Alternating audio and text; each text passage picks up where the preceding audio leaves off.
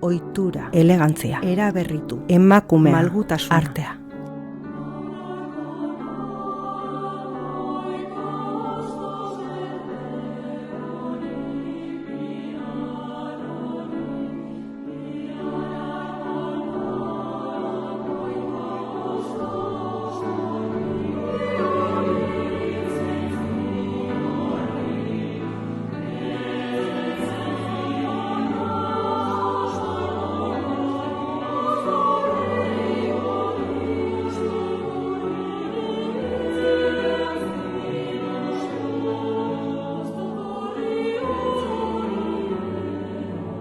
Naia den, dotoreziak eta malgutasunak bat egiten dute berrikuntzarekin.